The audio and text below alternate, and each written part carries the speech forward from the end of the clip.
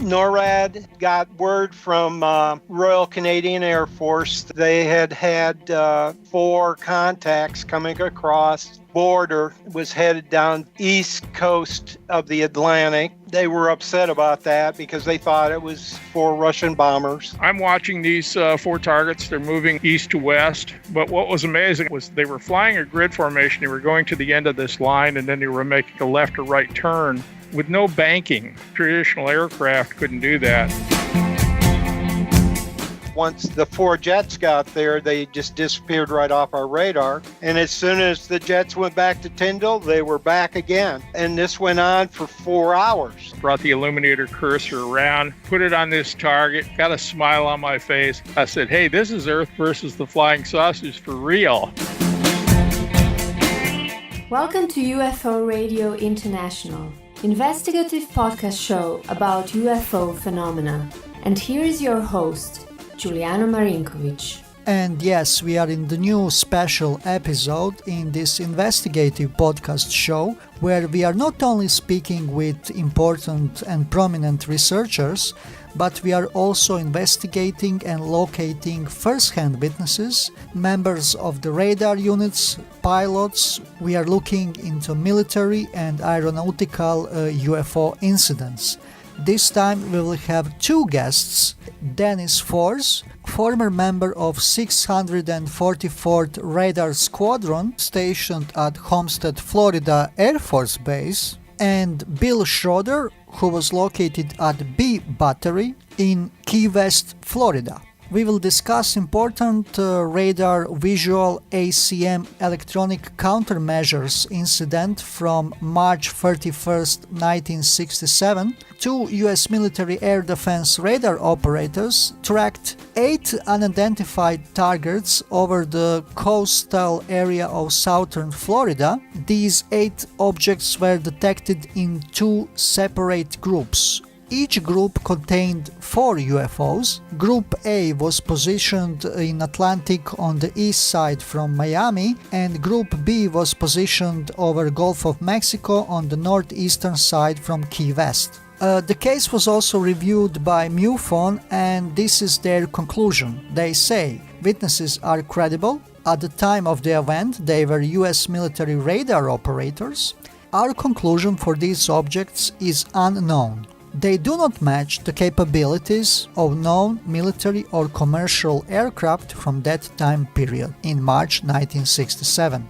The chronology of the incident started when the UFOs penetrated distance early warning system line. Dennis tracked 4 objects that were belonging to UFO Group A, and Bill was tracking another 4 objects that were belonging to UFO Group B. 4 jets were scrambled from Boca Chica Naval Air Base towards UFO Group A that was located in the Miami area in the Atlantic Ocean. When jets started to approach objects closer and closer, then objects simply disappeared from radar scopes. And jets in the end had to turn back towards the base for landing, and then the objects reappeared on the radar screens again. Culmination of the incident is that one of the objects from the UFO Group B broke off from the formation, and he was now flying in the proximity of the Bill Schroeder's Key West radar site, where Bill immediately tried to lock the object with his powerful radar called Illuminator. And you will see in our interview what happened next. To better understand the configuration of the terrain and outlook of the whole incident, I have prepared one map, and the link for this map you will be able to find within the description of this episode. I discovered this case back in 2010. Thanks to the fact that I'm member of the ARUFON mailing list, which stands for Amateur Radio UFO Net. Members of that mailing list are ham radio operators with an interest in UFOs. At the time, I happened to see Bill's email where he described his incident. We were in contact at the time and we discussed possibilities about interview. And shame on me that I had to wait so long, but I guess I had some excuses due to my journalistic assignments, but maybe actually the fact that I'm doing this interview in this point in time will bring some benefits in the end, because Bill has learned so much about his case during the last few years, and we will delve into that too. And I want to take this opportunity to thank Bill Schroeder and Dennis Force for allowing me to interview them for their research efforts and to bring to us and to the public and to the listeners amount of technical details so we could all better understand the case, so we could extract the patterns from it, and so we could also correlate it with other similar radar visual incidents that happen through the world. So let's start our investigative journey. In a few moments, Bill Schroeder and Dennis Force will join us on the line all the way from Florida.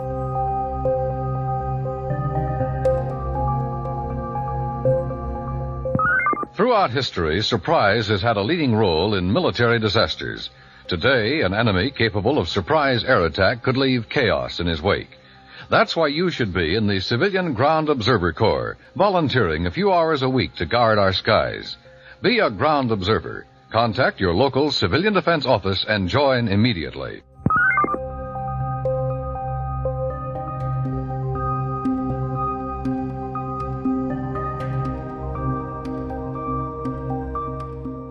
Hello everyone, and welcome to a special episode where we are presenting important radar, visual or aeronautical UFO incidents that happened at some time in the history of the phenomena. And today I have two special guests, which are Dennis Force and Bill Schroeder, that were participants in a very important incident that happened over South Florida in March 1967, with quite a lot of technical details that will give us some insight into the phenomena. Before we go into the incident itself, let's see the bios of our guests. So I guess we can start with Dennis Force. Can you represent your bio and what was your military position back in the 60s? My bio is, in 1965, I joined the United States Air Force, and I was sent to Miami, Florida, to Homestead Air Force Base as a communication center specialist. And I, as a result, at the 644th Radar Squadron on the campus of the University of Miami, I was about a mile in from the university. The Air Force had leased the property behind the campus. And as part of my job, I was in communication with NORAD, North American Air Defense Command. And I later cross-trained to be a radar operator as well as a communication center specialist. After my stint with the Air Force, I became a state investigator with the state of Florida and retired after 30 years.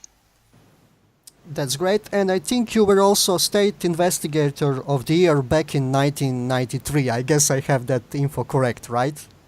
That's correct.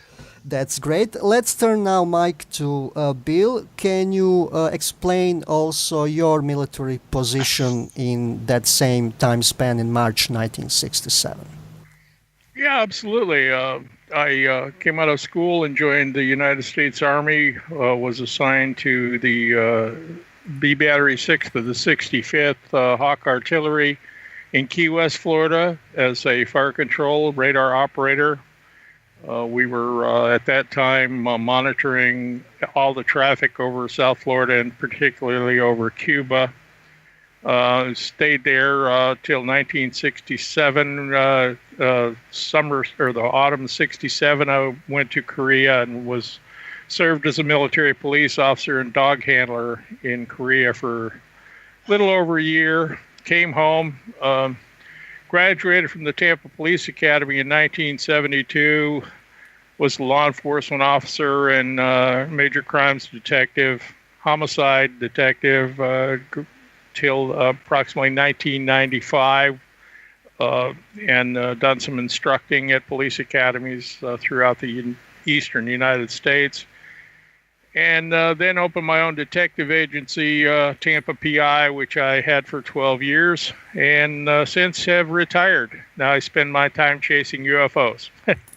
Yeah, I think this part is very important, so we can see that we are speaking here about high credentials and technical orientation, which will be important as we go through the incident.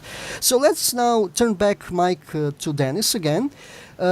He was stationed in 644th Radar Squadron in Homestead, as he described to us. So, and what was interesting is that you were part of the same network, which is very important in this case.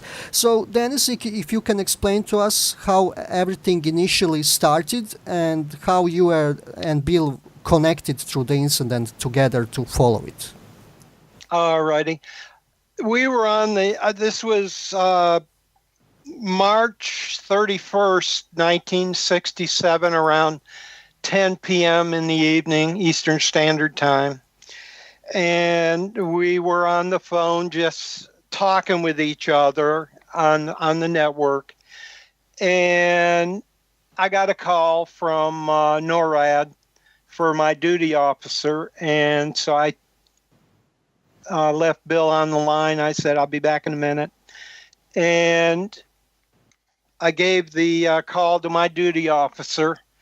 And what it was, NORAD had got word from the Royal Canadian Air Force that they had 4 contacts coming across the border and was headed down the east coast of the Atlantic. And they were upset about that because they thought it was for Russian bombers. And so I got back on the line and I told Bill, I'll let you listen into this call, but be very quiet. So Bill listened, and we found out we had 4, they called them snowbirds at that time, which were Russian bombers at that time. We identified them, the 4 identified flying objects coming down the East Coast at a high rate of speed. And they had came all the way down the East Coast to the Miami area. And at that time, they slowed down to approximately 600 miles an hour, and then slower than that, and they started flying a pattern out in the Atlantic Ocean. You want me to continue? Yeah, just wanted to ask, can you recall what was the initial speed before the deceleration from original intrusion? At that time, our radar could only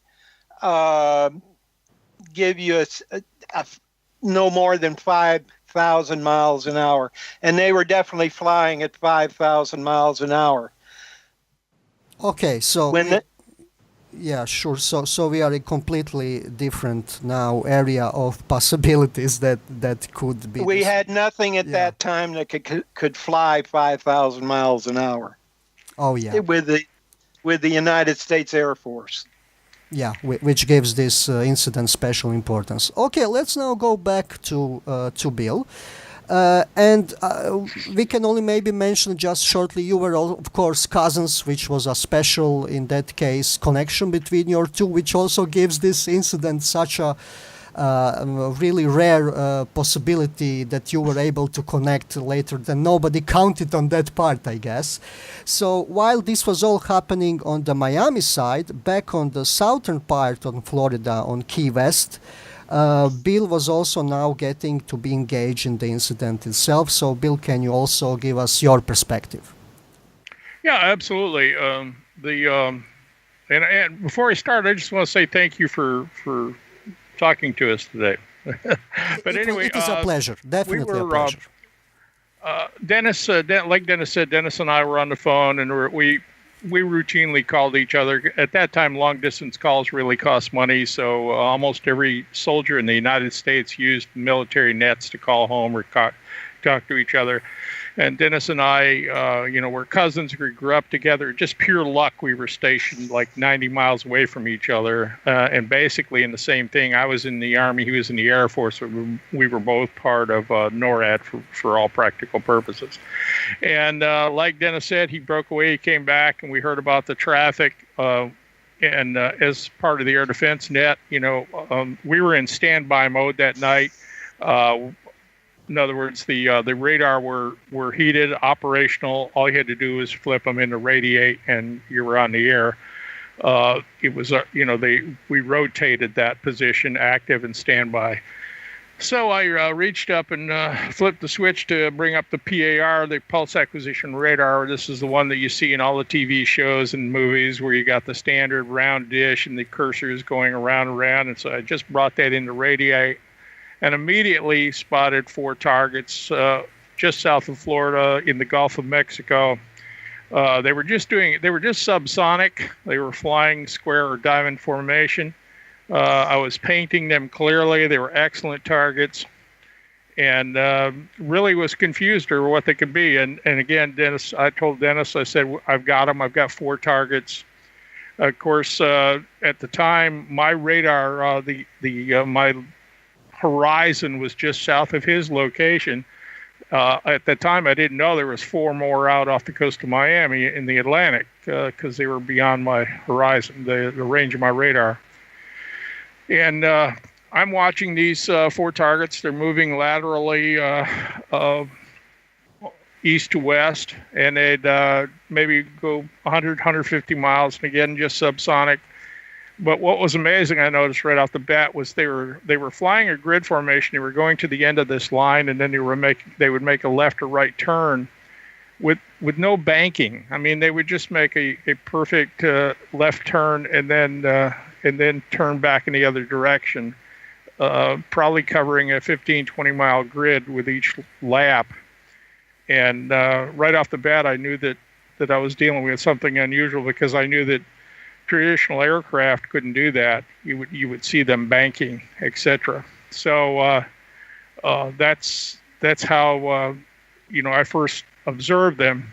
Now, this is the part that I think it is now becoming even more dramatic.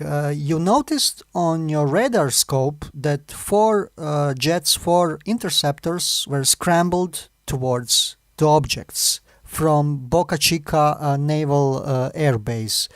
So how the situation now started to develop from that point on? It wasn't 20 minutes, 15 minutes, 20 minutes. I saw 4 more good targets. It looked like they had lifted off from Boca Chica. I assumed they were phantoms. They were fast movers. They were moving just subsonic or just slightly supersonic.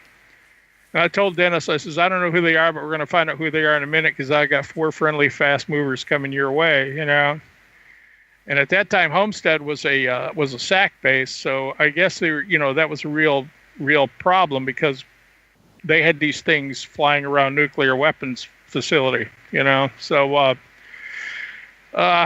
was really cool was the phantoms, or whatever. I'm assuming they were phantoms.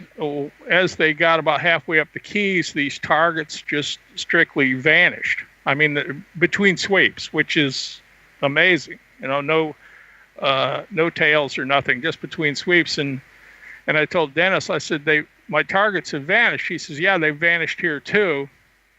And the friendlies went out beyond my horizon. I assumed they were up in the Homestead area, and then they came back shortly, because they had probably cooked a lot of gas running up their afterburners. They were completely on a different network. We couldn't hear what the traffic was with them, so I don't know whatever happened. But as soon as they came back down, when they got about 35, 40 miles north of Boca Chica on the return leg, all the targets came right back, and again, right between sweeps, which again was amazing. And at the time, the only way in my mind that I could think that you could disappear between sweeps was to either go straight up into the subspace or go straight down into the Gulf of Mexico, without, So that's that. And this cat and mouse game went on for hours, and eventually, you want me to keep going, or? That's absolutely a lot of really anomalistic aspects. I just want to summarize for listeners. So we have two UFO flying groups. Yeah. One of the side of Miami, one of the side of southern Florida, a little bit on the northern side from Key West. And 4 jets were scrambled from Boca Chica Naval Air Base. And what was interesting, they went towards the Miami group, right? Not towards the ones that were closer to you. But I guess you nicely explained the Homestead was a strategic air base with nuclear weapons. So I guess they calculated it as more important to defend that area, right? That's, again, we had no communication with them, but in my mind, when Dennis and I looked back on the incident, that was what I had in my mind too. They were more interested in protecting that nuclear facility, than they were in the Everglades National Park, So I understand that totally. Yeah, and that is especially now important, and this the interesting part that we can sometimes see in other incidents too, when jets were becoming closer and closer towards the groups of this unknown phenomena. They vanished, and when you were communicating, they vanished on your scope and on Dennis' scope too. But at the time, you were thinking that it was one unique group, right? But then later you figured out they were vanishing actually on both of these positions. Right. Yeah, because Dennis had talked about 4 targets coming into the area. When I brought up my PIR, I had 4 targets, so I said, I've got them. I've got 4 targets. And it wasn't until later that we figured out we were both talking about different targets, but that's a common mistake. I was reacting to what I could see. He was reacting to what he could see. Yeah, that's interesting. Let's go a little bit more into the technical details of your site itself, which was a part of Hawk network, I guess. And you were at the time stationed in Battery Control Center, or BCC. You were alone that night there. Like you said, you were in standby position. But can you explain to us a little bit more about the outlook of this site and the equipment there? Yeah, the Hawk missile system is a short to medium range surface-to-air missile. Hawk actually stands for Homing All the Way Killer. The technology that was used in Hawk has been updated and is currently even being used by the United States Army and for air defense. And there are active Hawk batteries still in many countries, especially in Asia, friendly countries. And on the Hawk part of the Hawk system, we had 2 launching sections with 12 birds, I got to count here. 12 birds on. We had 18 birds totally in both sections. And then you had the pulse acquisition radar, which is the standard, like I say, the standard radar that everyone associates with the word radar. You've got the horizontal banana-shaped dish that has a round screen, and you pick up targets on it. We also had continuous wave acquisition radar, which they're using a lot now, I think, for tracking mortar rounds and stuff like that. But at that time, CWAR was used for low altitude targets. It's a completely different readout, which I won't go into. We had the illuminator radar, which was the actual targeting radar. The illuminator radar looked like a Mickey Mouse ear.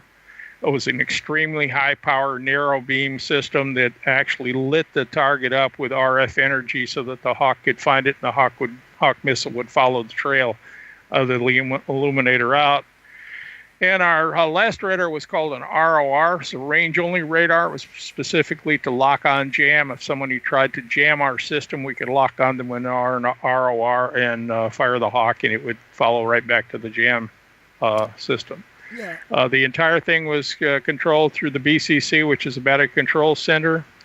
It was a pretty compact setup that fit in the back of a deuce-and-a-half truck. And I was really amazed to see one in the new Independence Day movie. The truck they found and they used the broken old radar. That was a BCC. I really got a kick out of that. So that's pretty much the whole Hawk system. The whole thing was mobile. It is originally intended to be transported with infantry units to support them, but ours was stationary. The radars were mounted on. I think they were like 120-foot or 130-foot towers, so that it doubled our range on all our radars because we had a longer distance to horizon. So that's the Hawk system. Oh yeah, I guess pulse radar was for the search overview of the aerial situation used, and the illuminator was used to paint the target, I guess. And then when you switch to illuminator, when you paint the target, you can then sync in with the missile to shut it down. Was that the concept? That's correct. Yeah, pulse. That's the key. Pulse acquisition radar is to control the skies and around the area, so you can watch all the traffic. And then the illuminator radar, like I say, is a very narrow beam radar that actually, when the illuminator is moving, the launchers are actually slewing with the illuminator. They are locked in together. And again, when you fire, the missile follows the RF trail from the illuminator, and of course it has a radome in the front of the bird that sees the painted aircraft, and then it's a proximity detonation. It doesn't hit the aircraft; it detonates next to it. That's to take out several aircraft at a time. Yeah, let's go shortly back to Dennis. During these grid maneuvers that the phenomena was doing, how the situation was looking at your scope at that point in time, Dennis? How the maneuvers itself were looking? Were they north to south or west to east? How this whole grid search was? Yeah. Yeah, they were doing like the Coast Guard normally does when they're looking. They're on a search and rescue. And during that same time, we had 4 more jets come down from Cape Canaveral, and the same thing happened with the jets that came up from Boca Chica Air Force or Naval Air Station down there by Bill. And they disappeared for a short time, and as soon as the jets turned around and went back to Cape Canaveral, or Cape Kennedy at that time. Well, it wasn't even Cape. It was Cape Kennedy at that time. They reappeared.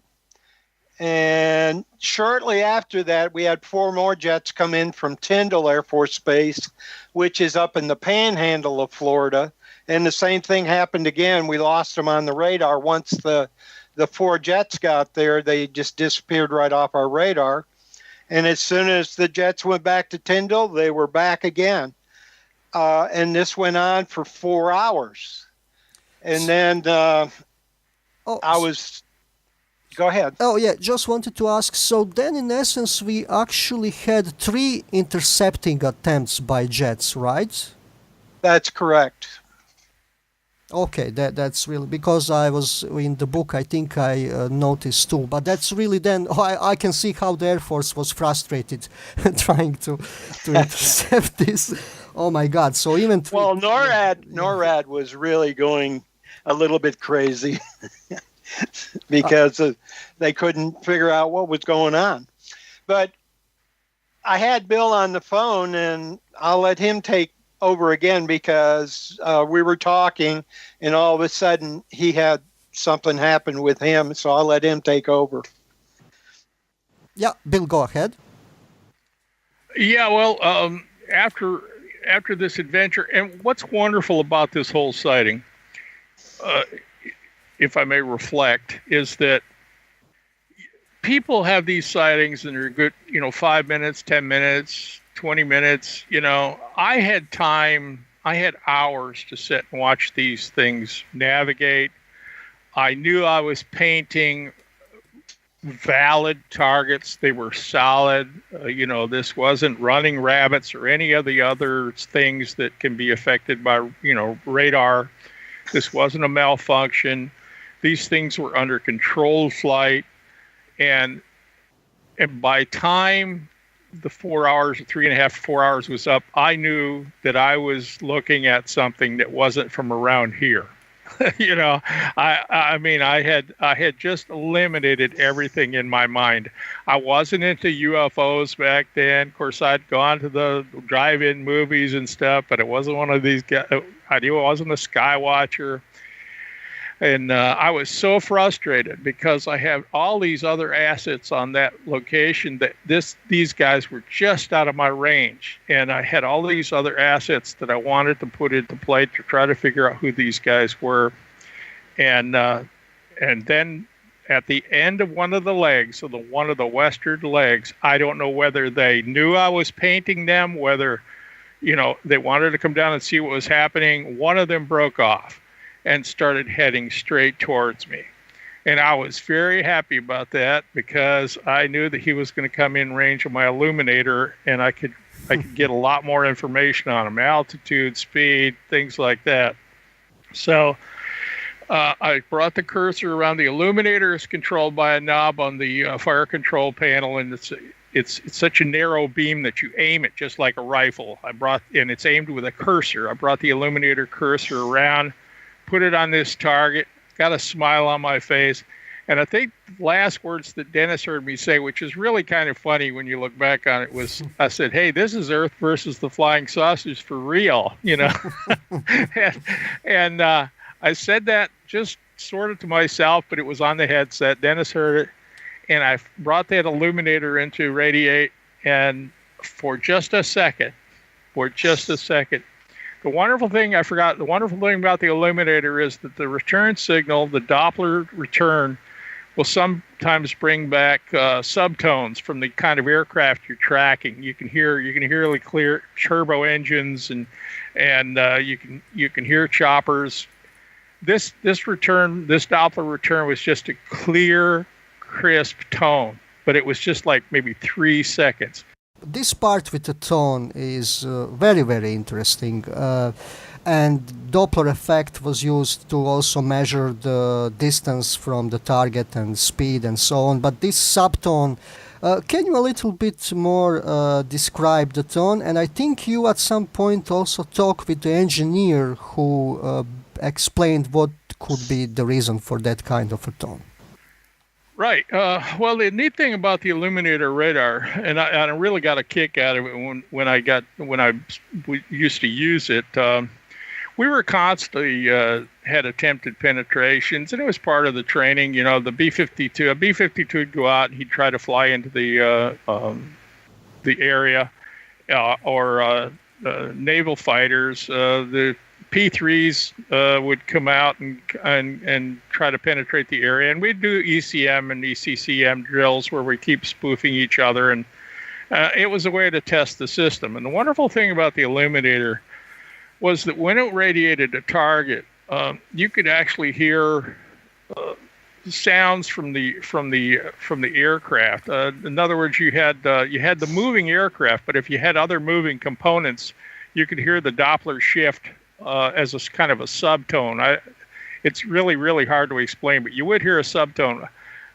Right down to the one I really remember great was we locked on the fan from a Greyhound bus that was coming down US 1, and we locked on the Greyhound bus, and we could actually hear his fan in his engine. But so the Russian bombers, you would like the Bear bombers, they were always taking off from Cuba and landing, and you could hear those high-speed turbine engines, and choppers, helicopters. You could hear the rotors. But when I heard this, and I didn't think about it at the time. Of course, I was just a kid. I wasn't into ufology, and but I just told everybody I just heard this perfect tone. Well, I finally, Raytheon is the people that made the whole Hawk system. And I finally was fortunate enough to talk to a Raytheon engineer, and I told him about that. He just laughed, and I said, "What's going on?" He says, "You didn't hear any subtone because you were tracking a vehicle with no moving parts."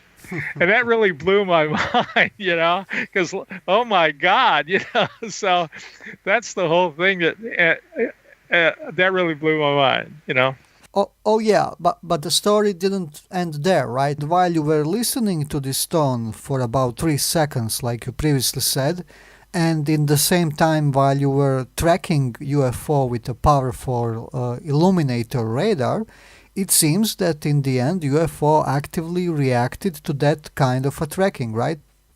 We got hit with some type of ECM. That's electronic countermeasures. That's what aircraft or flying vehicles use to counter ground-based radar. And he hit me with some kind of ECM, I assume, because I wasn't on the air any longer. Everything went dead. The entire battery went dead. To the generator level. We lost everything. And I sat there stunned for a few seconds, and then I walked out the back door of the BCC, and my launcher crewman, one of the launcher crewmen, come running up to me and said, "What was that, Bill? We saw it." I says, "What did it look like?" And he says, "It looked like a meteor, but it was in level flight, and it's headed south. It flew right over us, southbound." And that was it. And what's really amazing was, of course, the whole place was blacked out. We had all the standby crew was all running around like chickens with their heads cut off, and everybody's in a panic.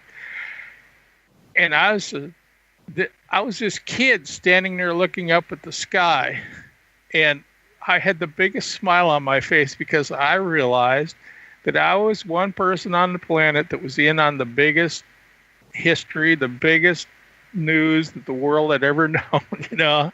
It was really amazing. So yeah, you had direct insight with all this data and the time length of the incident.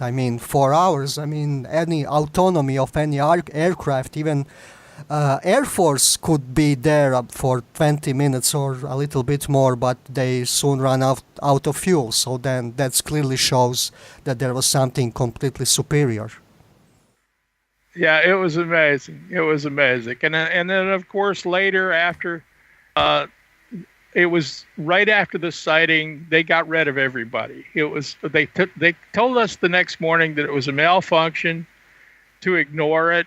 And I even asked them, I said, "So is this secret?" And they said, "No, it's not secret because it never happened. It was just a malfunction." And I said, "Okay." And I thought to myself later, well, if they'd have made it secret, that would have meant that it really did occur. But what happened was right after that, everybody involved, our sergeant that was there, we all got transfers. They sent us all over the world. And the great example was, myself, I was a pulsec mechanic. I was a highly trained radar specialist. We worked on the radar. We didn't just operate it. And they sent me to Korea and put me on the DMZ and made me an MP. And Dennis, again, here's a guy with a top secret clearance that worked in NORAD, and they sent him up to Thule Green, wherever, Labrador, and made him an Armed Forces radio disc jockey. So he was playing music in the middle of the night. And the sergeant that was working with us, because he worked also on interceptions from Russia, he would listen to interceptions. He done that job, and he was out there with us. He was part of the sighting. They sent him to Korea, and he was a European language specialist. This guy was highly trained. They sent him to Korea and made him a mess sergeant, put him in charge of a mess hall. So, that's what they split everybody up so we could never talk about it again. But it didn't work with Dennis and I because we were cousins. Well, let me tell him what happened to everything at my site. Sure. Yeah. That next morning after this happened, we had a colonel and two men, believe it or not, in suits come in, and they took we used to record our radar scopes with we didn't have digital back then. We had a regular recorder that recorded it on reel-to-reel. And they took all that, and they said that, like Bill said, that this never happened and that we weren't to talk about it. And 3 months later, we all were, my duty officer and two or three other of the radar operators were gone. And I went to Canada to, it was Newfoundland, Labrador, Newfoundland in Canada. And I spent a year there, and then I came home to the United States. But that's not the end of the story. Bill's got the rest of it. That's really, I mean, you were sort of a specialist in your work, but this clearly shows some kind of a protocol or a really crucial importance of the incident, that they went to all this trouble to separate you. They had obviously some kind of a system, because this is not the first time that I'm hearing that people were separated after the important incident happens, right? So then you can't have people discussing, relaying, sharing information. The incident is sort of killed. Mm-hmm. Yeah, it is. You know, when I started working on serious investigation, and you were aware my first real entry into this was through ARUFON and NICAP, and then I started seeing the similarities between my sighting and others. Yeah, you're absolutely right. Let me shortly go back to the illuminator incident. That moment when your sight went down, like you said, with electronic countermeasures, you painted the target, and then target, it seems, somehow responded, which is, again, we are not hearing for the first time that phenomena sort of has some kind of technical capability to disable our sights. But I'm wondering, after that you went out from BCC, you went to your commanding officer, and then he asked what happened, and then you sort of trying to explain to him. And can you give a little bit that side of the story? Yeah, that was kind of funny. I went out, the CO was standing there. He was in his T-shirt. He'd been in his bunk, or they were all in watching Batman, whatever. But it was really funny. He come out, and I'll leave the expletives out of it. But he basically asked me what happened, and I said, I think we just got shut down by a UFO. And he says, "What? Don't even say that. Don't say that." You know, it was really fun. You know, and at the time, you know, I was at the time at that moment in time, that moment in my life. There was no question in my mind about UFOs. That question had been answered in capital letters. I knew that these things weren't from around here. You know, there's no other way to put it. Yeah, and one of the possible explanation was that the polarity has been reversed, which was the cause of the shutdown. Of course, we can't prove it, but I think that was one of the theories, right? Yeah, well, of course, you know, you're in the radar. At that time, all the motors, I don't even know how they function now, but all our motors, all our equipment was operating with DC motors, which controlled the direction of travel for the, and for just a second before everything went to hell in a handbag, I watched the cursors on my PAR go backwards. So, and that's the only explanation that I could have, because they would not let me go up and check my radar. That's one of the first things the next morning. I says, I got to go up and find out what's wrong with my pulse-act. They said, no, nobody's going up any towers. And they called in logistical support to do all the work. We weren't allowed to touch anything. But that's based on what I seen for that few seconds. That's what I think happened. And that sure would shut the place down, because I've told people before, that's like, while your car's running, take the battery terminals off and then reverse them and see what happens to your car. I mean, it just shut down everything. Yeah. Air Force probably did very detailed investigation, but of course we will not know what was the outcome.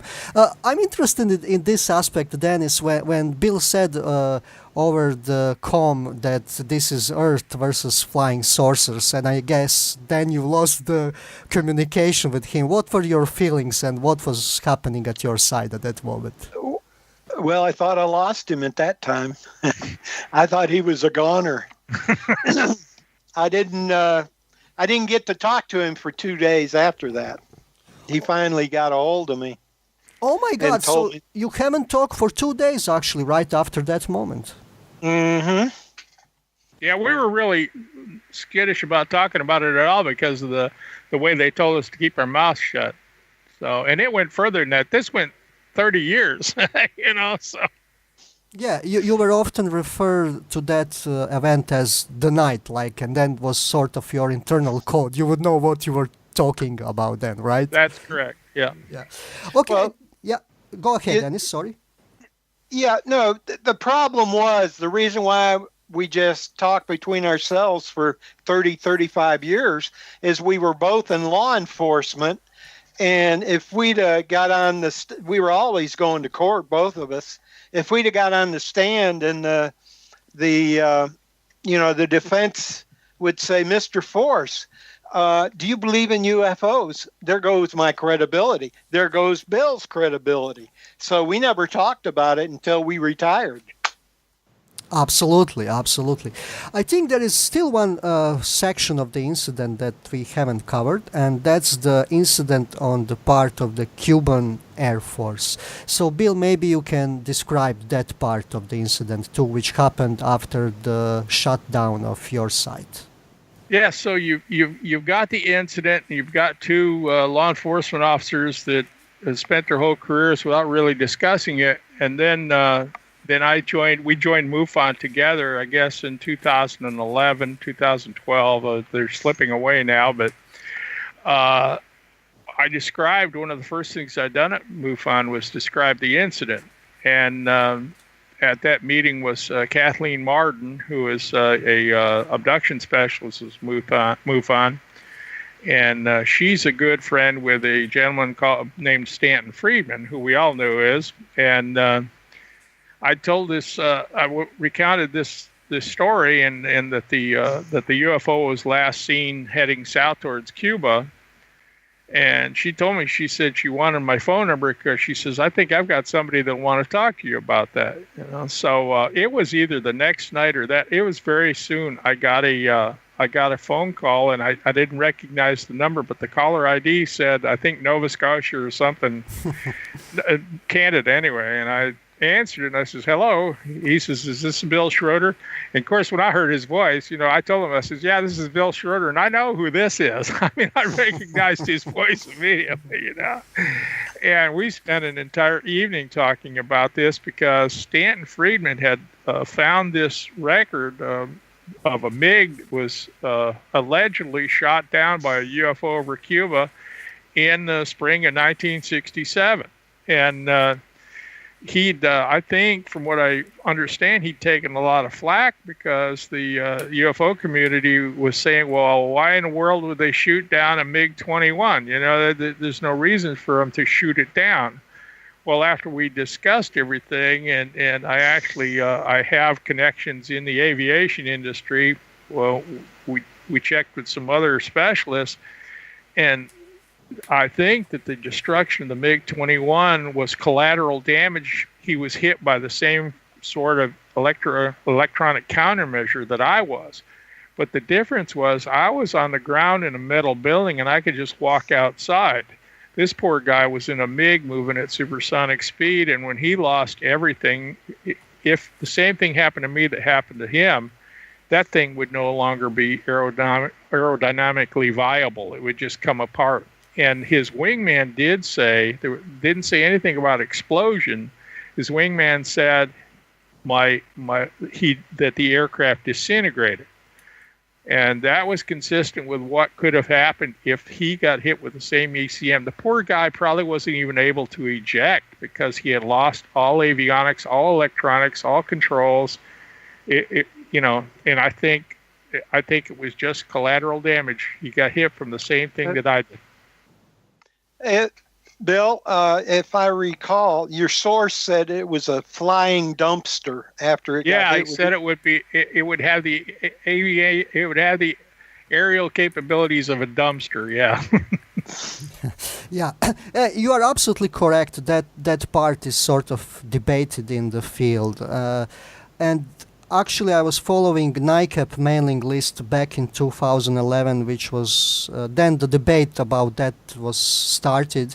And if I recall, Tom Dooley, which was a former NSA specialist, said that he thinks the cause was interception of SR-71. However, Stanton Friedman was on that list too, and he objected to that interpretation. He said that he had two sources, and they clearly described, if I recall, when they intercepted the message from Cuban Air Force, that the pilot said that he saw actually the object, which was very, very strange, without wings and so on. But anyway, the debate went on and was in the end unresolved, and I actually suggested Fran Ridge to contact you because your case could be potentially connected.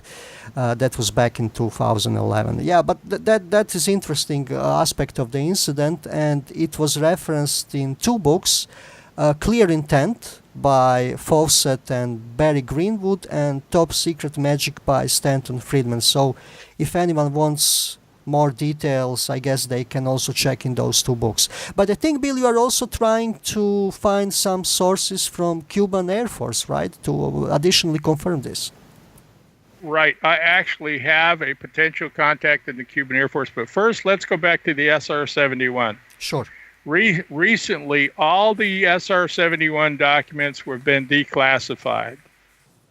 Flight, as far as flights and flight where they were going. The SR-71 did not fly over Cuba until fall of 1967. It was not in the air over Cuba at the time of this incident, so we can just take that off the table. Also, what I tracked was not an SR-71.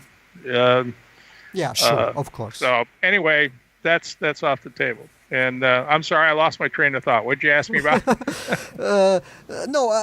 We were speaking that you were trying to actually find a contact from Cuban Air Force. Yes. Fortunately, I have a good friend who is a partner in law enforcement, one of my law enforcement partners that has retired to Key West. And before his sailboat sunk in Charlie, he would take trips down to Cuba like every 2-3 weeks. And he actually found a contact down there that was a fighter pilot in the time period that we're involved in, 65 to 69, who was a MiG-21 fighter pilot. I have his information. I have not been able to get anyone that's going down there to contact him. And actually, my beautiful wife and I have been trying to figure out a way to take a trip to Cuba now that things have opened up a little bit. He would probably know about this because I've done extensive investigation on this, and the fighter pilot corps of the Cuban Air Force at that time was very elite and very small, and they probably all knew each other because they didn't have that many top-line fighters. And the MiG-21 at the time was a top-line fighter, and the MiG-21 today is still a workhorse. There's still MiG-21s out there. They're like the AK-47. They're indestructible. So. You are completely correct, because my origin country is Croatia, and Croatian Air Force, they still use MiG-21. So there you go. Yeah, they just update them. They're like I say, they're like that AK-47. They're going to be around for a long time. Exactly. Anyway, I first heard about your incident in 2010. We were sharing ARUFON mailing list, which is Amateur Radio UFO Network. You are ham radio operator, myself too. And then you mentioned that you were on Coast to Coast back in 2006, and then because I have vast archives, I immediately tried to locate the show. I listened to it immediately, and I was immediately fascinated with the case. But can you now tell us this voyage of yours when you tried to go public with the incidents? Both of you, how was that looking, and that decision to make? Was it hard, and so on? Yeah, we had been retired, and I was close to I suffer from RA, and I was starting to develop RA, and I knew that some things had to be closed up. So I called Dennis and I said, Dennis, I'm going to go public with this, and I said it's time to tell our story, and he said that's fine with me, because we were, as I said, we were both retired at the time. So I had listened to Coast AM and had heard. I can't think of her name. Linda Moulton Howe. Yes. Had asked for military witnesses to please contact her. So I wrote the entire sighting up, and sent, as we knew it at that time. Since then, we've learned a lot because we've started comparing notes. Wrote the entire sighting up and sent it in to her. And I mean, it was that night she called me, and she got Dennis on the phone, and she interviewed both of us. And I was very honored to be on Coast to Coast AM. For a guy that's done all the public speaking I've done and all the instructions, I was even nervous when I was on there. You could hear it in my voice, I think. So it was quite a big deal, because I know it's the most popular radio show on the air at night, So that's how we wound up on Coast to Coast. And then from then on, then we started doing the maps. And it was then that when we finally brought up a map of South Florida, and I said, yeah, this is where they went, and Dennis said, no, they weren't there, they were over here. And I said, well, wait a minute, they were. And I said, oh my God, we were tracking two separate groups, and then everything made sense. And of course, after that, we can go into that if you want. We started finding hundreds of witnesses to this flap, so it's a big deal now. Yeah. And back on 2011, there was a beautiful email of yours titled Return to the Scene. So back in 2011, I think that was July, you and Dennis went back to Key West, right? So can you describe that to us too? Yeah, it was, when you have something amazing like that happen and time goes by, I don't know. I was sitting at my desk, and I just got hit with this need to go back, and I called Dennis and I said, Dennis, let's go back. He said, I'm with you. So we went back to Key West, and I was very happy to find out that B battery was still there. B battery is still there. I was there last year, and I was actually going to get married there, but it didn't work out. But it's still there. It's a paintball range, but the pads are still there. The towers are still there. And when Dennis and I went back, I can't even explain how it felt to stand on the pad where the BCC was, and at the edge of the pad where I was when I was an 18-year-old kid. It just washed over me all again. It just instantly washed back over me the fact what happened and how blessed I was to have been a witness to this and have this knowledge, and it was just amazing. And we left there. We went to the former location of the 644th Radar Squadron. Oh. And the only thing that was really cool there was a little anomaly that happened there. I had a GPS in my vehicle that I used for my PI work, and it was reliable. It was good GPS, and it had never failed. But when we were sitting on the location of the 644th Radar Squadron, my GPS kept telling me that we were in the Panhandle.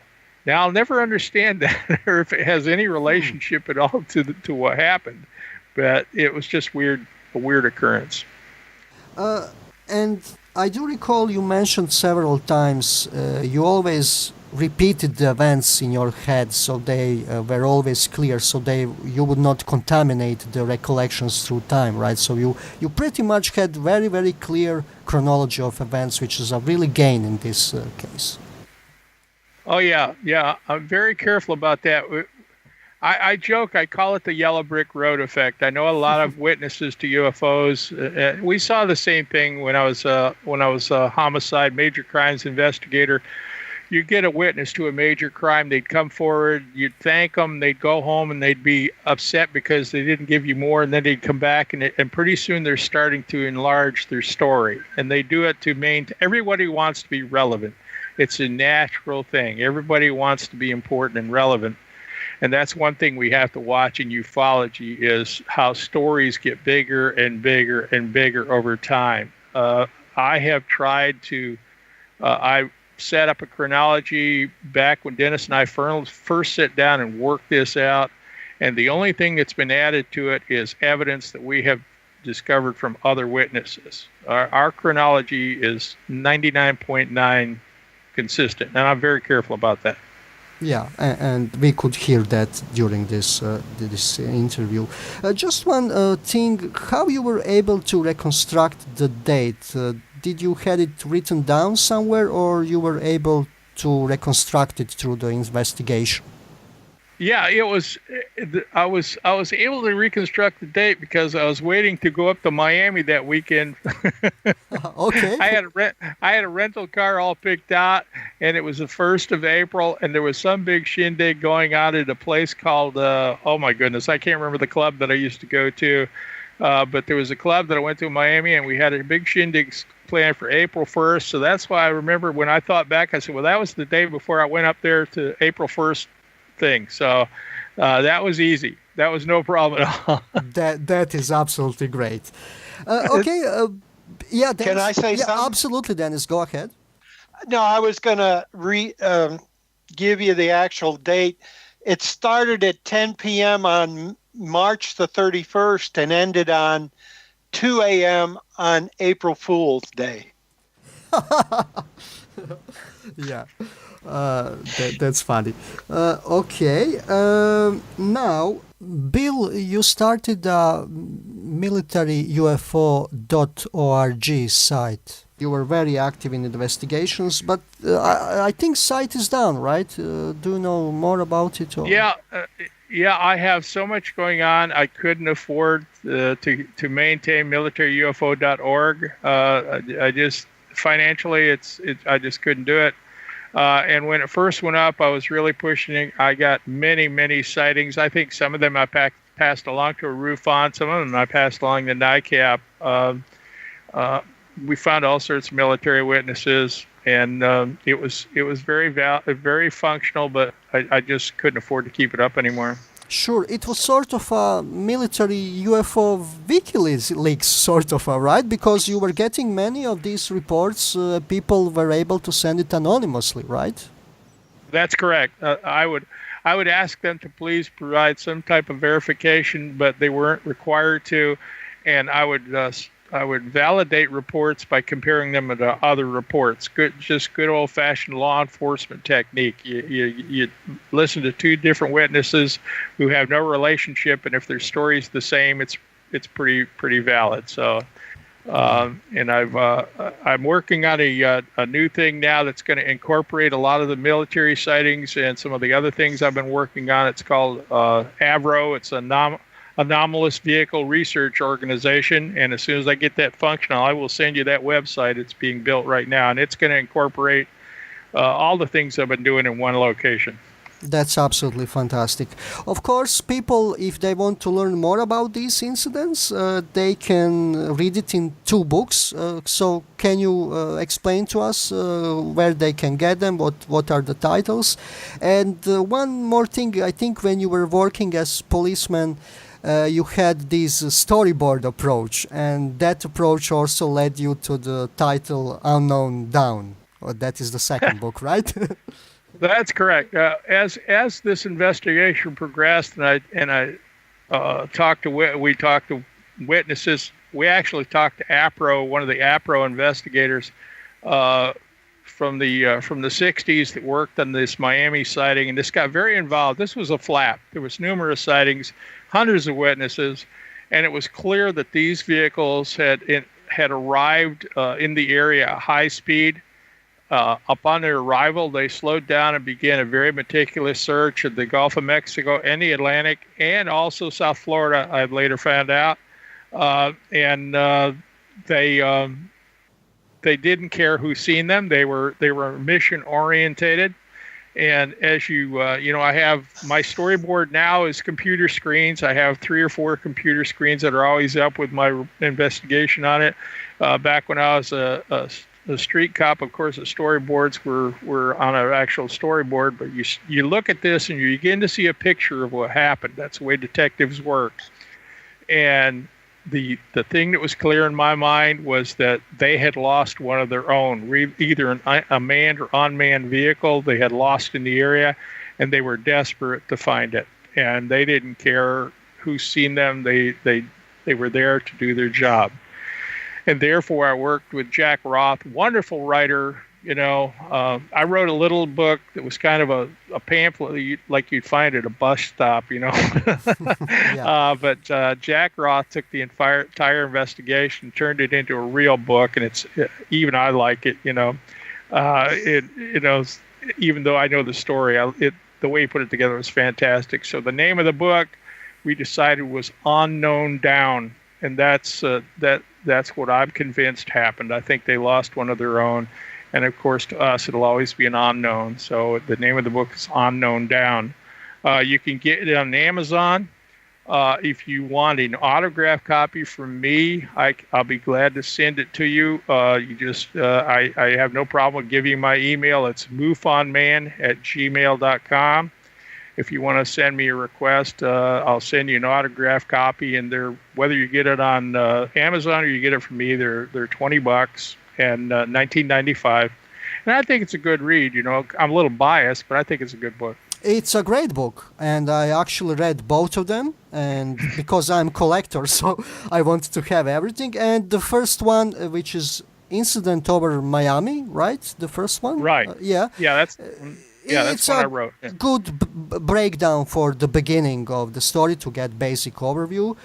And the second one, that's really great. It's a build-up. It gets a correlation with other cases. But I can definitely recommend both of them to listeners if you want to learn more about this case. They are really important books. And that will be a record for the future, too, because thanks God, you stepped out. Otherwise this will be lost in history. And who knows how many of these cases we lost already.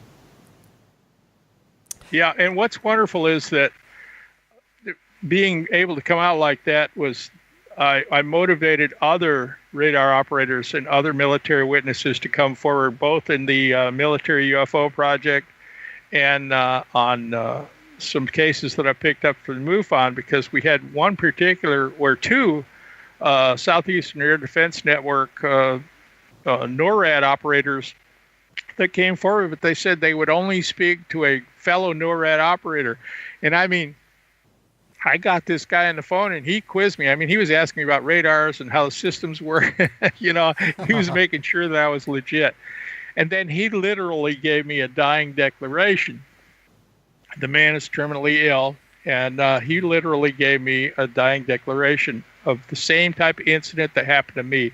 Fighters were chasing him. They disabled the radars. Basically the same thing. Yeah, and for that I'm going now through my notes. Only 2 questions that we maybe sort of missed. So very quickly, let's go back to the beginning of the case when the objects penetrated the airspace. They went through so-called dew line, right? Can you shortly describe just what that line was in the notes? You want me to do that, Bill? Yeah, go ahead. Well, the DEW line stands for Distant Early Warning System, and that's where I was sent after this incident.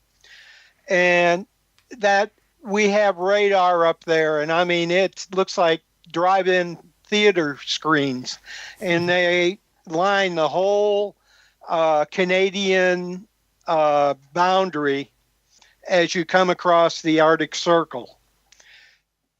And Bill had a witness that came with the website that he set up, and that person, the Royal Canadian Air Force radar operator, said he had 4 high and 4 low, and the 4 low were going in and out of the radar.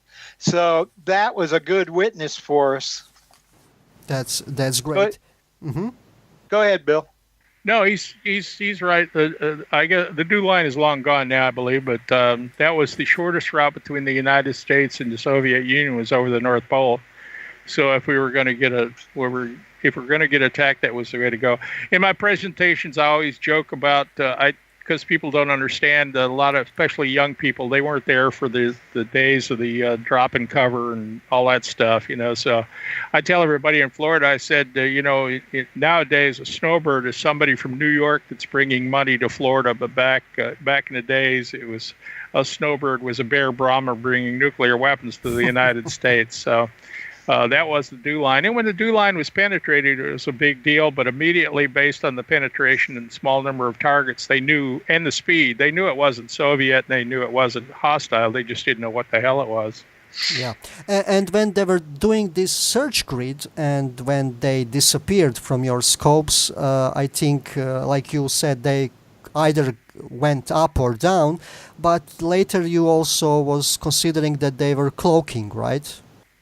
Yeah, it was, again, flash forward 35, 40 years to the investigation, the incident over Miami, and the excellent witness who's no longer with us, who I tried to find, and he's passed away, but he was with a bunch of Boy Scouts in Opelika, Florida, and actually watched 3 or 4 targets that were in the sky. And as aircraft would approach them, come over the horizon, they would just wink out. They would just disappear. And after the aircraft left, they would just come back.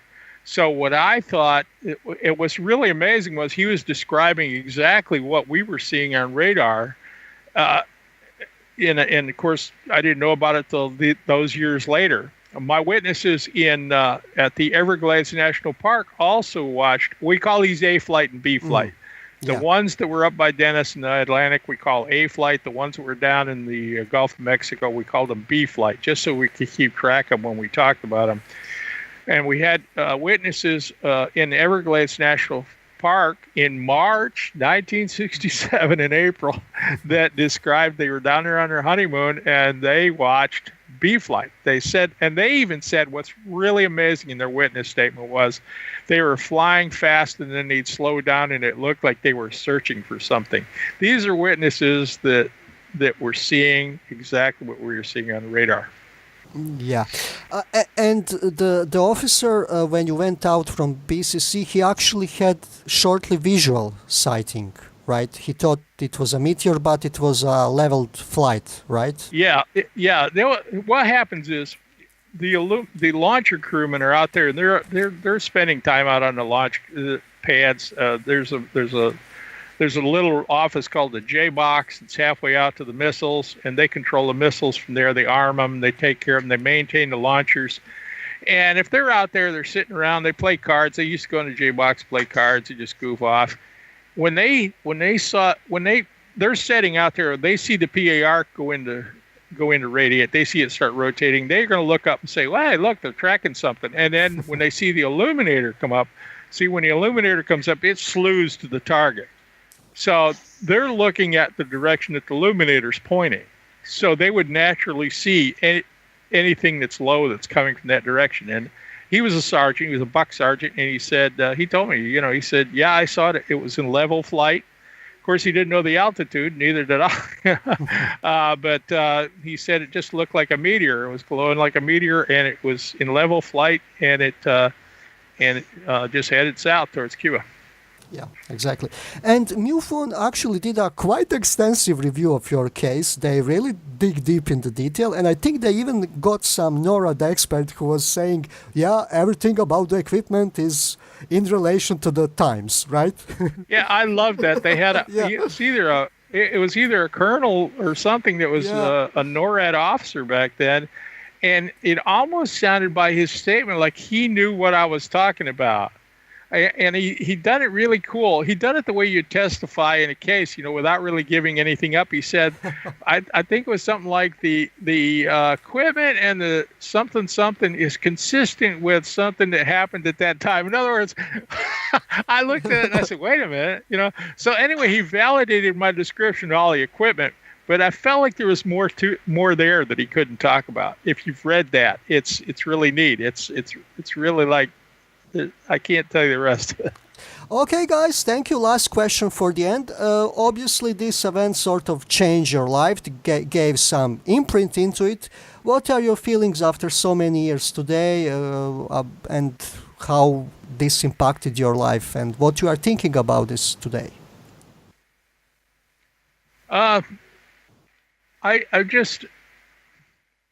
It changed my life in so many ways. I look at the sky, I did since that time, I look at the sky in a completely different way. It's comforting to know that we're not alone. There's someone there. I have no idea who it is, where they're from. My relationships with MUFON, NICAP, and ARUFON have all changed my life. The people I've met, the information I've gained. I even met my wife through MUFON. So, I mean, you talk about changing your life,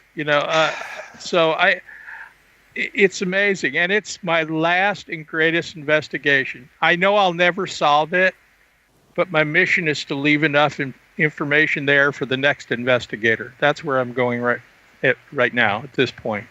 And Dennis, how about you? Well, now I know. I know there's that we're being visited right this day. Yeah.